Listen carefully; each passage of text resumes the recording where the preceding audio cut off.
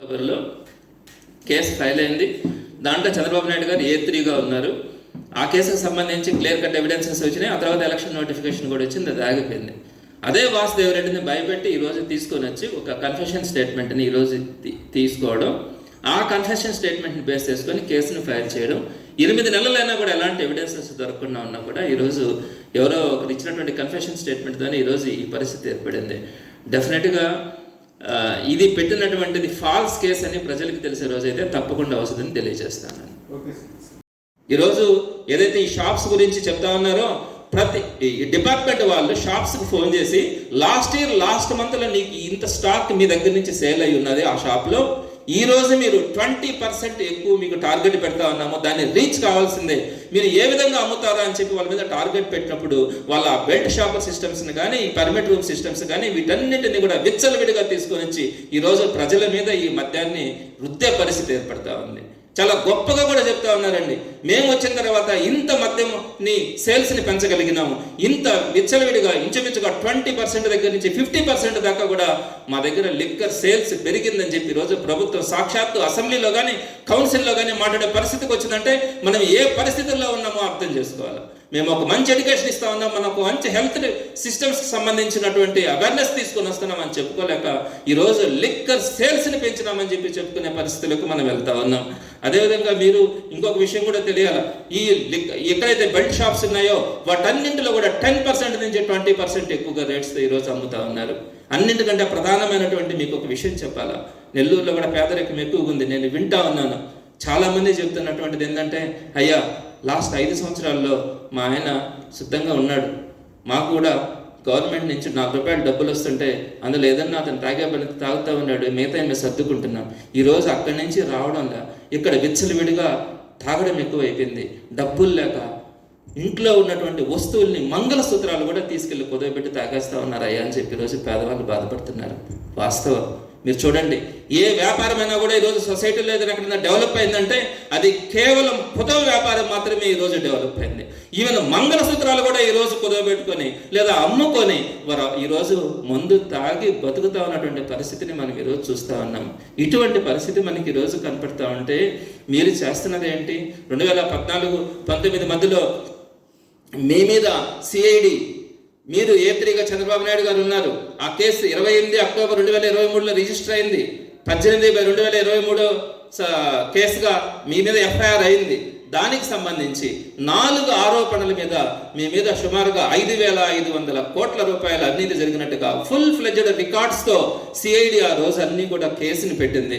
మొత్తం మీద మీరు చేసినటువంటి అక్రమాల్లో ప్రధానంగా ప్రివిలేజ్ ఫీజుని మీరు రద్దు చేసినారు. అదే డిస్టిలరీస్కి కావచ్చు, బార్లకు కావచ్చు, ఇచ్చినటువంటి రికమెండేషన్కి విరుద్ధంగా మీరు వాటన్నిటికీ కూడా సాయంత్రం పూట పెట్టి వితౌట్ క్యాబినెట్ మీటింగ్ కానీ వితౌట్ అప్రూవల్స్ కానీ వాటన్నిటికి కూడా జీవోస్ ఇచ్చి అటు డిస్టిలరీస్కి కానీ ఇటు బార్లకు కానీ మీరు ప్రివిలేజ్ ఫీజుని తీసేసి మీ యొక్క డిస్టిలరీస్కి మీ యొక్క షాపులకి అనుకూలంగా ఉండేటట్టుగా మీరు చేసుకోవడం ఒకటి. రెండోది, ప్రభుత్వ కమిటీ రికమెండేషన్స్కి విరుద్ధంగా మీరు డిస్టిలరీస్కి లెటర్ ఆఫ్ ఇంటెంట్ ఇవ్వడం కానీ, అలానే 2019 జనరల్ ఎలక్షన్స్ వచ్చిన తర్వాత ఏదైతే నోటిఫికేషన్ ఎలక్షన్స్కి వచ్చిన తర్వాత ఆ ఎలక్షన్ నోటిఫికేషన్ ఉన్న టైంలోనే మీరు కొన్ని డిస్టిలరీస్కి కానీ కొన్ని బ్రాండ్లకి మీరు అనుమతి ఇవ్వడం కానీ, అలానే ఈ డిస్టిలరీస్కి అనుకూలంగా మీరు నిర్ణయాలు తీసుకోవడం జీవోస్తో సహా ఉన్నాయి. వీటన్నింటి మీద 2023 అక్టోబర్ 28వ తేదీన మీ మీద FIR కేసు అయిందే, దానికి సంబంధించి సిఐడి పూర్తి ఎవిడెన్సెస్ కూడా ఈరోజు పెట్టుకుని ఉంది. మరి దాని మీదకి సంబంధించినటువంటి సిఐడి వాళ్ళు ఈరోజు ఆ కేసులో ముందుకు తీసుకెళ్లకుండా కేవలం 2024 సెప్టెంబర్లో ఏదైతే 2023లో చంద్రబాబు నాయుడు గారి మీద కేసు పెట్టింది ఎవరంటే వాసుదేవ్ రెడ్డి అనే ఒక ఆఫీసర్ కేసు పెడితే, అదే వాసుదేవ్ రెడ్డి ద్వారా మరలా 2024 సెప్టెంబర్లో అదే వాసుదేవ్ రెడ్డి దగ్గర నుంచి మరలా 2000 వైఎస్ఆర్సీపీ గవర్నమెంట్ మీద కేసు పెట్టించినారు.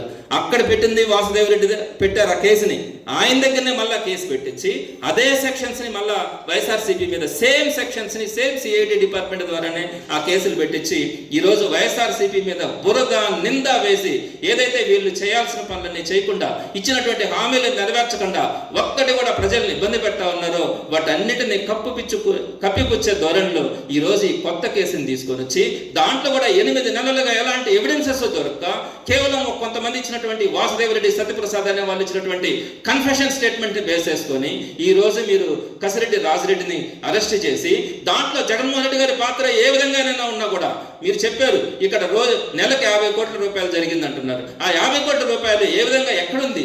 అది అన్ని లేకుండా ఏదో ఒక విధంగా జగన్మోహన్ రెడ్డి గారి పాత్రను తీసుకొని రావాలి, జగన్మోహన్ రెడ్డి గారిని ఇబ్బంది పెట్టాలి, జగన్మోహన్ రెడ్డి గారిని మళ్ళా నిర్బంధించాలన్న ఒక దురాశతో మిమ్మల్ని కప్పిపుచ్చుకునే క్రమంలో ఈ రోజు సేమ్ కేసుని మళ్ళా వైఎస్ఆర్సీపీ ప్రభుత్వం మీద పెట్టి ఒక డైవర్షన్ పాలిటిక్స్ లో భాగంగా మీరు చేస్తా ఉన్నారంటే ప్రజలు ఏ విధంగా అర్థం చేసుకుంటారు? మీరు ఒకసారి ఆలోచించండి.